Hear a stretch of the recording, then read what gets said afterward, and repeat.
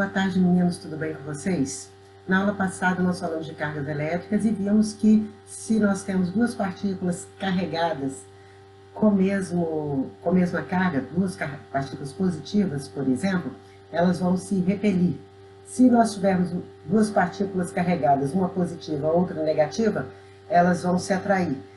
Mas elas não precisam estar em contato para poder ter essa interação. Então, o que existe ali entre as cargas que faz com que elas se atraiam ou se repelam? O que existe ali é o campo elétrico criado por cada uma delas. Porque um objeto, uma partícula carregada, elas têm um campo elétrico.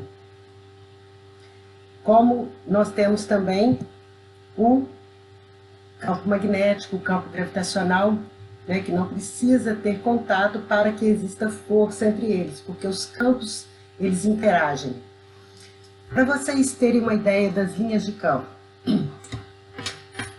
eu vou fazer um exemplo aqui de uma limalha que eu coloquei aqui dentro desse prato, limalha de ferro, e vou pegar um ímã, vou usar esse ímã aqui do Darth Vader, e para vocês observarem que as linhas de campo criadas por esse ímã, linhas de campo magnético criadas por esse ímã, vai fazer com que se movimentem essas limalhas. Eu vou colocar embaixo do prato para que elas se movimentem. Então, quer dizer, nós temos um campo magnético aqui que não está precisando entrar em contato com a limalha. Ele está passando através do prato e está fazendo com que as limalhas se movimentem. Dar exemplo de campo elétrico assim fica meio difícil, então por isso que eu optei em dar um exemplo do campo magnético. Mas no campo elétrico ocorre a mesma coisa, nós temos linhas de campo elétrico, nós temos um campo elétrico em torno das partículas carregadas. Nesse sentido, nós já definimos o que é força entre partículas carregadas. A definição do campo elétrico é a força sobre a unidade de carga. Como assim? Se nós temos aqui um objeto carregado, eu imagino uma partícula carregada a uma distância desse objeto, nessa posição P, e ela vai sentir o campo desse objeto, fazendo com que haja uma força sobre a partícula. Então, força também pode ser escrito por campo vezes a carga. Observem que aqui, esse objeto está carregado positivamente. Então, a força e a carga também é positiva. Essa é a nossa carga de prova. A força vai estar empurrando essa partícula carregada positivamente para longe desse objeto carregado. Agora, se eu retirar essa carga aqui, continua existindo campo devido a esse bastão carregado. Então, qual é o valor desse campo nesse ponto P, onde estava essa carga, essa partícula carregada? O valor desse campo elétrico é a força que a carga sentiu dividido pela própria carga da partícula. Essa é a definição. E a unidade do campo elétrico é Newton por Coulomb. Alguns campos para a gente ter noção de quantidade. A superfície de um núcleo de urânio é 3 vezes 10 a 21 newtons por Coulomb. Perto de um pente carregado, 1000 newtons por Coulomb. No interior de um fio de cobre de uma instalação residencial, 10 a menos 2 newton por Coulomb. Desculpe, mas passou um avião aqui agora. A ruptura dielétrica do ar. O campo tem que ter um valor de 3 vezes 10 a 6 newton por Coulomb. Agora, como que foi definido essas linhas de campo? Foi escolhido que partículas carregadas negativamente, as linhas de campo entram na carga negativa, e saem das cargas positivas. Tipo assim, eu tenho aqui uma carga positiva que as linhas de campo estão saindo dela, uma outra carga positiva que as linhas de campo estão saindo. Se eu tivesse no lugar dessa carga positiva aqui uma carga negativa, as linhas de campo estariam saindo da negativa e entrando na positiva. Observem que aqui, olha, a interação dos campos faz com que essas duas cargas positivas, essas duas partículas carregadas positivamente, elas sofram repulsão. E qual é o sentido do campo elétrico? O sentido do campo elétrico, ele vai estar tangenciando essas linhas de campo. Então, se nós tivermos, nesse outro caso aqui, essas linhas de campo que estão torcidas, o campo elétrico, nesse ponto vermelhinho aqui, ele é tangente à linha de campo naquele ponto. Então, sempre o campo elétrico vai ser tangente à linha de campo. Outra coisa, o campo elétrico tem valores elevados nas regiões em que as linhas de campo estão próximas. Se nós olharmos a figura aqui, olha, quanto mais próximo da carga, mais as linhas de campo estão mais próximas. Então, nesses pontos aqui, nós temos um campo elétrico maior do que distante da carga. Fisicamente isso faz sentido, porque quanto mais distante do objeto carregado, menor vai ficando o campo elétrico.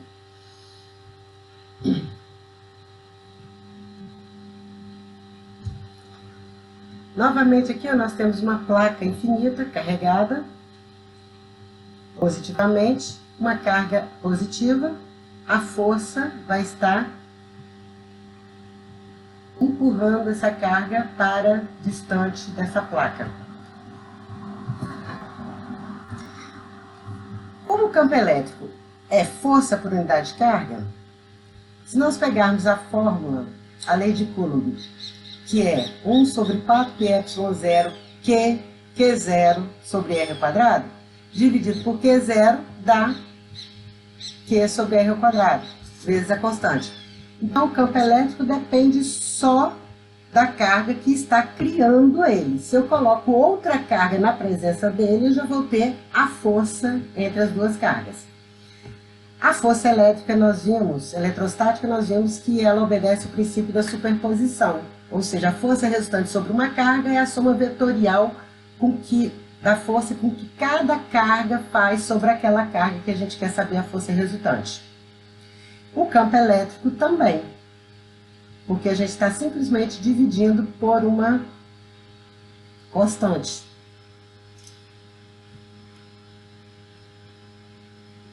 Então, o campo elétrico resultante em um determinado ponto P é a soma vetorial dos campos elétricos criados pelas N cargas espalhadas.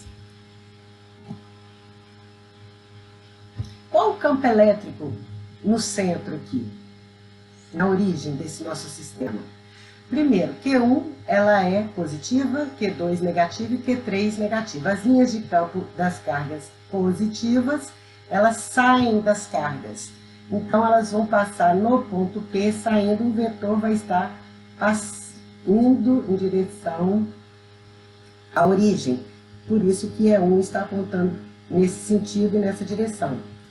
As linhas de campo de Q3, elas estão entrando em Q3 porque é negativa. Então, o vetor campo elétrico, ele vai estar passando na origem, no sentido da carga Q3. Por isso que o E3 está nessa direção e sentido. Da mesma forma, o Q2, que é negativo, o campo elétrico vai estar passando pela origem em direção a Q2. Por isso que nós temos esse E2 aqui.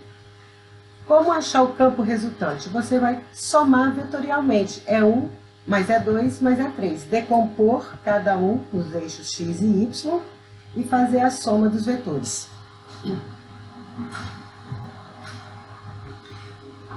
Campo elétrico produzido por um dipolo elétrico. Um dipolo elétrico a gente encontra muito nas moléculas. Por exemplo, a molécula da água, ela tem um dipolo elétrico. O que é um dipolo? Nós temos aqui um polo positivo, um polo negativo. A distância entre esses dois polos a gente vai chamar de D. a carga total em módulo tem o mesmo valor. Um é mais que, outro é menos que. Nós agora queremos saber qual é o campo resultante nesse ponto P devido a esse dipolo. Vamos colocar todos em cima do eixo Z. Bom, o campo a gente já viu que depende da distância da carga ao ponto que a gente quer conhecer o valor do campo, ao quadrado, Q sobre R ao quadrado. Então, voltando aqui, a distância da carga até o ponto P, nós estamos chamando de R mais, da carga positiva, a distância da carga negativa até o ponto P, nós estamos chamando de R menos. Quem vai ser o R mais? Nós temos aqui o centro do dipolo e a distância do centro até o ponto P nós vamos chamar de Z. Qual vai ser esse campo elétrico aqui? Vamos ver quem é R. R vai ser Z mais D sobre 2. Quem é o R menos? Vai ser Z mais R sobre 2. Então, R mais. R mais, eu acho que eu confundi. R mais vai ser o Z menos D sobre 2. E o R menos vai ser o Z mais D sobre 2.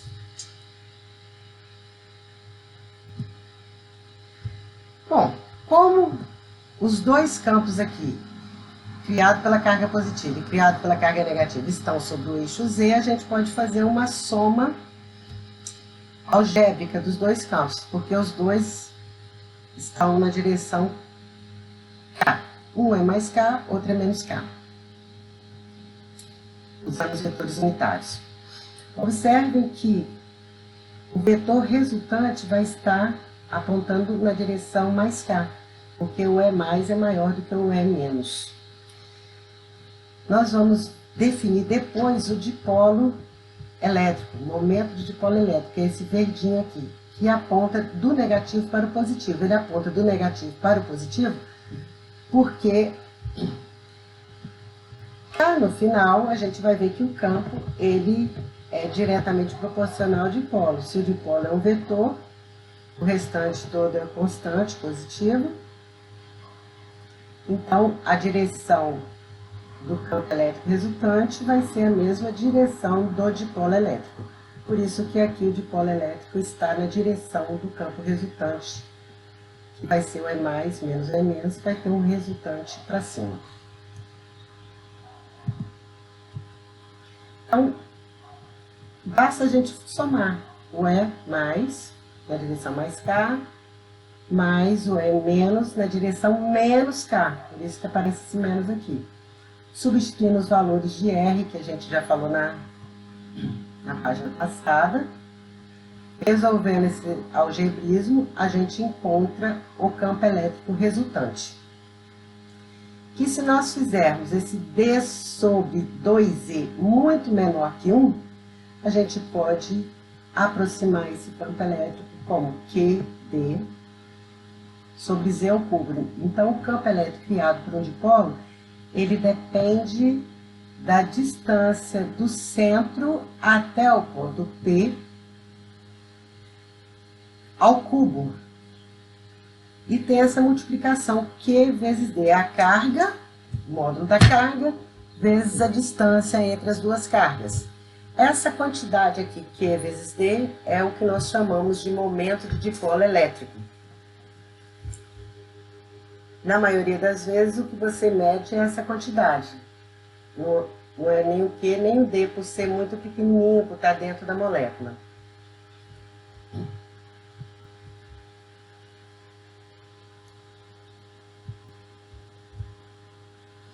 Quando a gente vai calcular o campo elétrico, a gente tem as partículas carregadas pontuais que estão criando, que tem campo elétrico, e a soma desses campos elétricos em um determinado ponto P vai me dar o campo elétrico resultante devido a essa distribuição de cargas.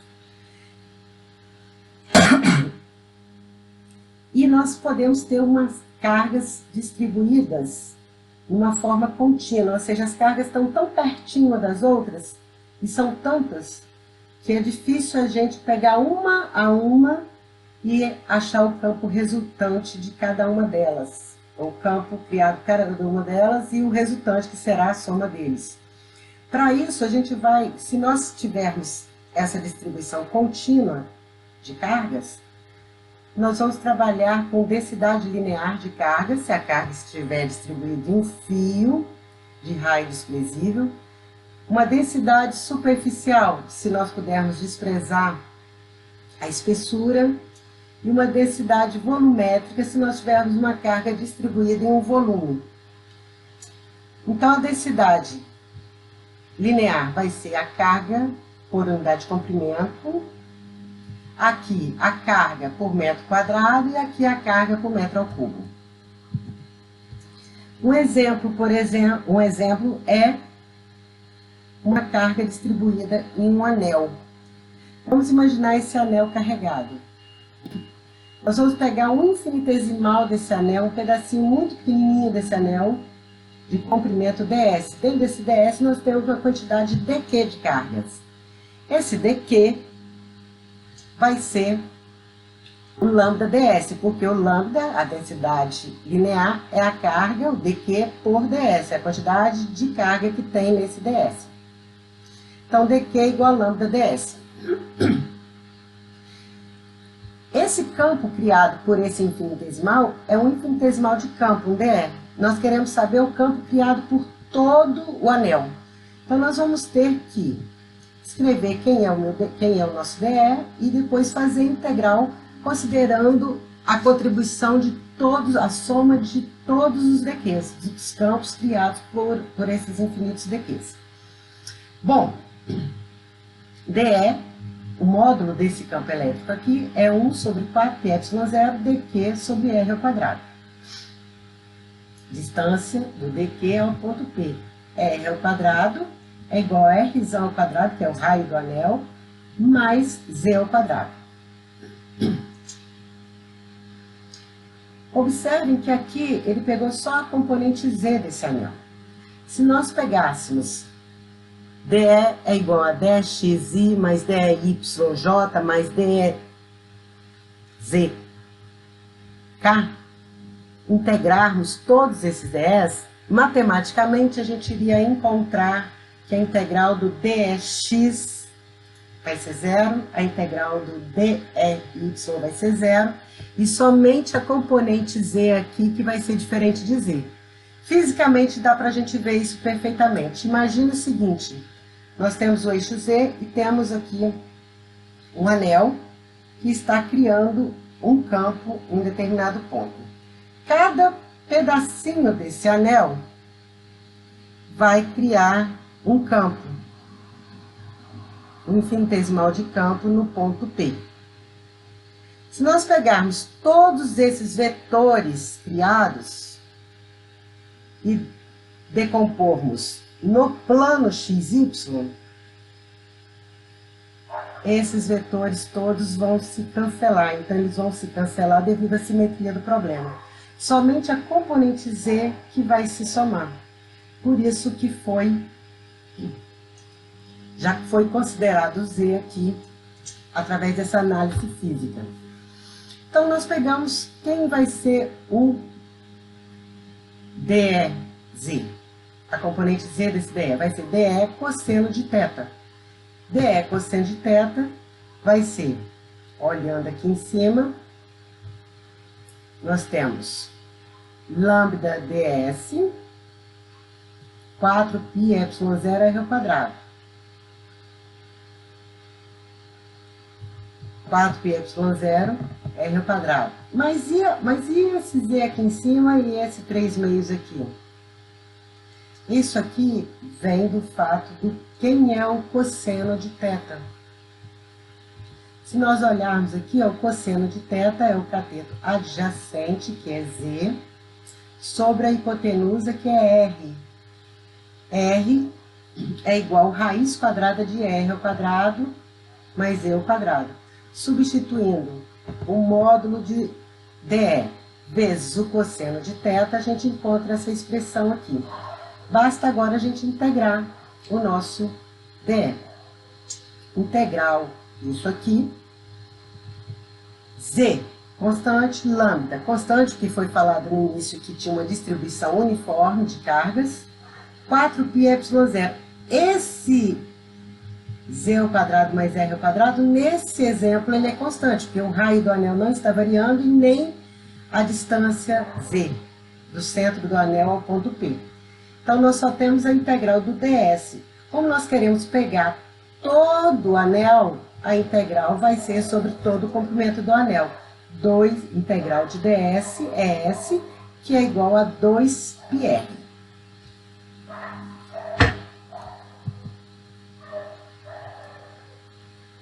Os exercícios são feitos da mesma forma. Observe que aqui eu só tenho um arco que vai, a integral vai de menos 60 até mais 60. E resolve-se usando a mesma ideia. Escrevendo quem é o módulo de DE, integrando as componentes. Observe que aqui ele integrou só a componente x, porque novamente as componentes y vão se cancelar. A integral vai ser zero. Seria um bom exercício vocês mostrarem que realmente a integral do dy é igual a zero. E qual o campo elétrico produzido por um disco? A gente pode imaginar um disco composto por vários anéis. Um dentro do outro, nós vamos formar um disco. Então, já que é isso, vamos olhar aqui a expressão do anel. Eu já sei que o anel, já sei o campo criado por um anel. Se por acaso esse anel agora é um infinitesimal do meu disco, então eu terei um infinitesimal de campo criado no ponto P. Nós já sabemos que a componente xy, do plano xy, as componentes serão iguais a zero, a integral. Então, nós vamos pegar esse resultado aqui do anel, ao invés de ser E, vai ser DE, porque agora é o campo criado por um infinitesimal do disco, que é um anel.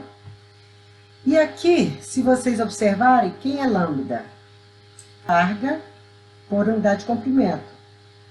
Então, lambda vezes 2πr é a carga desse anel.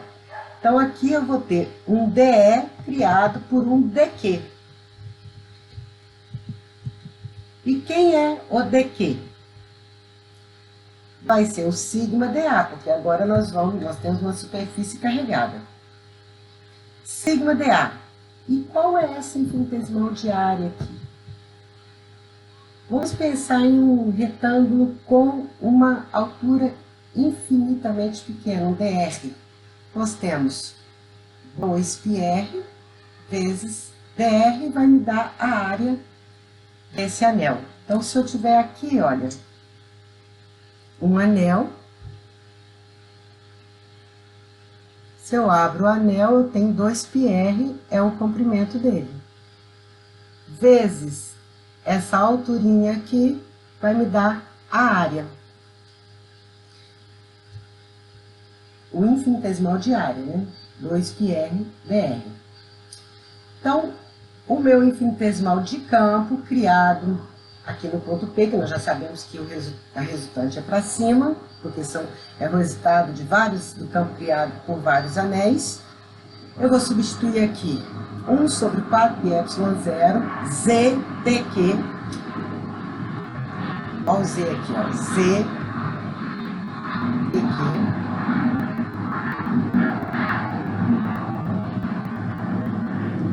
Sobre z ao quadrado mais r ao quadrado sobre 3, elevado a 3 meios. Está aqui os 3 meios.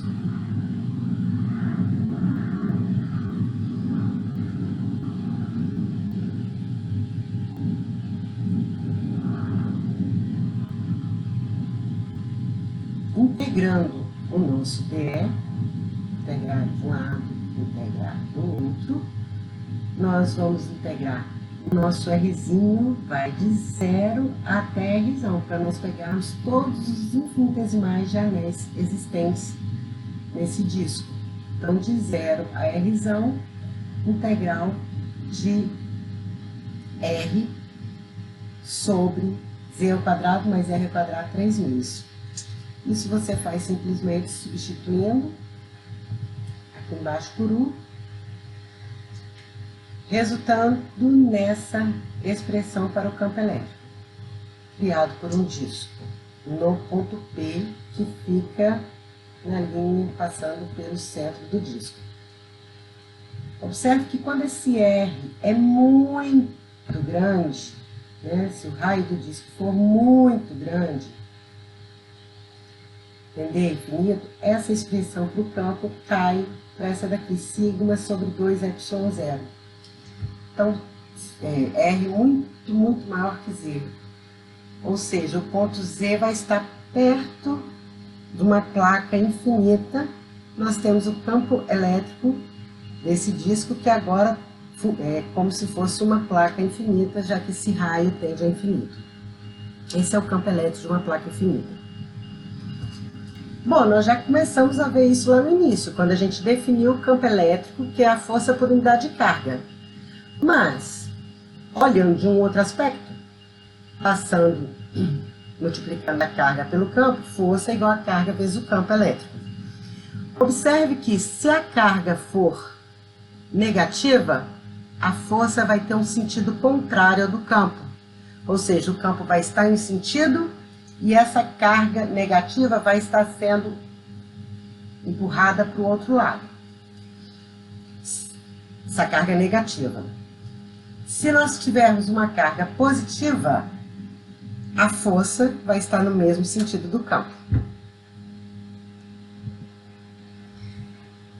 Millikan, ele conseguiu medir a carga elementar. Como que ele fez? Ele usou um equipamento que tinha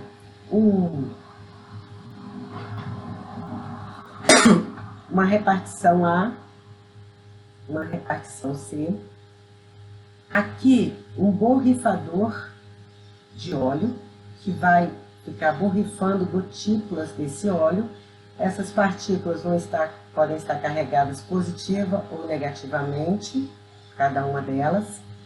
Essas partículas vão cair devido à força gravitacional, passar por esse orifício. Nesse orifício, vai encontrar um campo elétrico.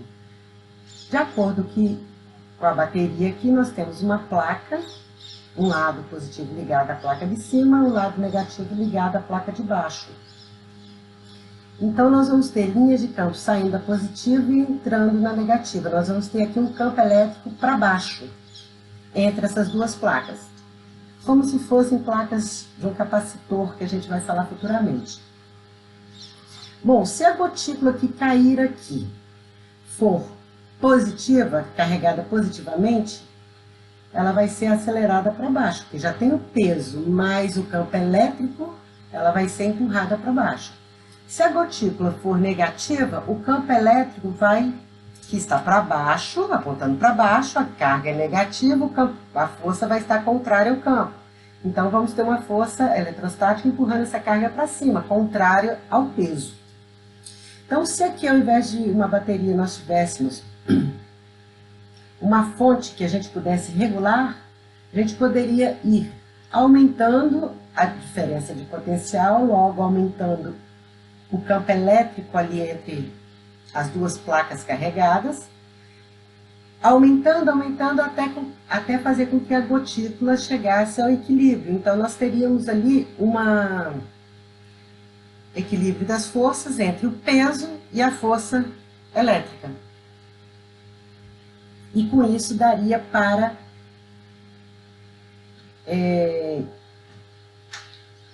chegar a um valor de carga por unidade de massa.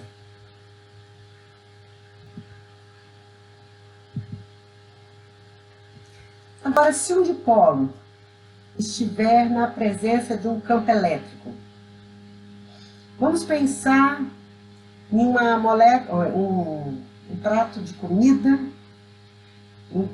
que a maior parte é constituída por moléculas de água, e coloca esse prato na presença de um campo elétrico nesse sentido do desenho. Se vocês observarem aqui, vamos pensar em uma molécula específica que esteja dessa maneira, fazendo um ângulo θ com as linhas de campo elétrico. O que vai acontecer com essa molécula? Essa molécula, ela vai, o dipolo, esse vetor de polo elétrico, momento de polo elétrico, que ele vai tentar se alinhar ao campo elétrico. Mas por que isso acontece? Se nós olharmos aqui, eu tenho uma carga negativa na presença do campo elétrico, a força vai ser contrária ao campo. Uma carga positiva na presença de um campo elétrico, a força vai ser no sentido do campo. A somatória das forças, a força resultante sobre esse sistema aqui é zero, mas o torque não é zero, porque tanto essa força vai fazer um torque no sentido horário, quanto essa outra força também vai fazer um torque no sentido horário. Então, fazendo com que a molécula sofra uma torção. Se nós pegarmos aqui, vamos calcular o torque resultante, então, sobre esse dipolo. Nós temos aqui o centro de massa do dipolo. O centro de massa não necessariamente é o centro, não necessariamente é o ponto médio dessa reta. Por quê? Se aqui for um próton e aqui for um elétron, o centro de massa vai estar mais próximo do próton, que tem muito mais massa. As cargas são iguais deles, diferenciando somente no sinal. Mas a massa do próton é bem maior, então o centro de massa vai estar mais próximo do próton.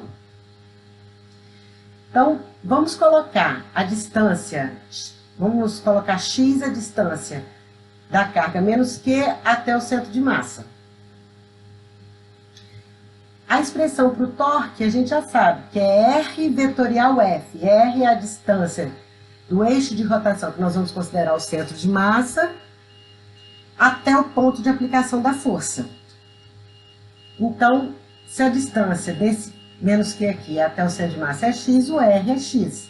Então, vai ser módulo do primeiro vetor, que é x, o R, que é x, módulo do segundo vetor, que é a força,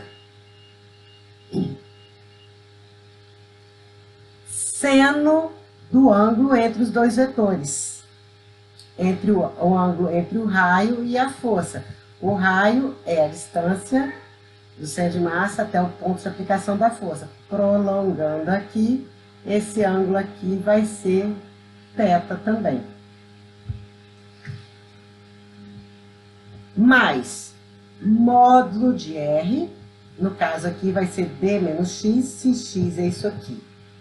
D isso tudo, a distância do centro de massa até a carga positiva agora, que é o nosso R, vai ser D menos X.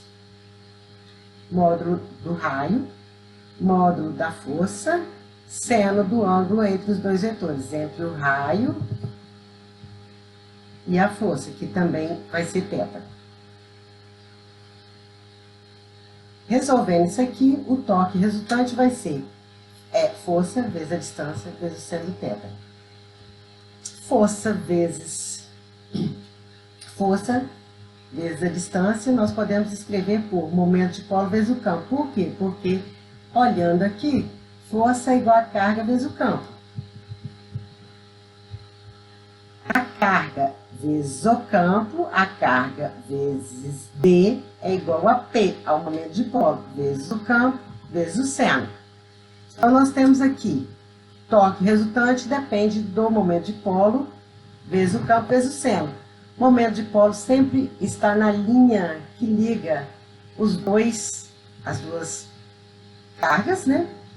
O ângulo é o θ, então nós temos um produto vetorial entre P vetorial E. Então, o torque, se você pegar P vetorial E, torque vai estar no sentido horário. Podemos escrever a expressão geral torque é igual a P vetorial E. Então, fica muito mais fácil a gente trabalhar com um vetor momentos de polo elétrico do que trabalhar com os torques devido a cada força aplicada. É mais fácil isso aqui do que analisar um por um o torque devido a cada força. Então, a energia potencial, a gente viu que a força ela é conservativa, logo a energia potencial é menos o trabalho nós já vimos lá em Física 1, que é integral do torque dθ. Fazendo essas substituições aqui da expressão para o torque, integrando de 90 a θ, nós temos que a energia potencial é menos P escalar E, produto escalar. Se você colocar aqui, ó, módulo do primeiro, módulo do segundo, cosseno do ângulo entre os dois. Cosseno de zero, quando o P estiver alinhado com o campo, cosseno de zero é 1. Então, nós vamos ter U igual a menos PE, menor valor da energia potencial. Se eles estiverem completamente opostos, o momento de polo por um lado e o campo por outro, nós temos que o ângulo entre eles é 180 graus, cosseno de 180 menos 1. Então, nós temos P escalar E, considerando esse negativo, vai ser módulo de P, módulo de E, cosseno de 180, que é menos 1, que cancela com esse menos. Então, a maior energia potencial é quando o momento de dipolo elétrico está no sentido contrário ao do campo elétrico.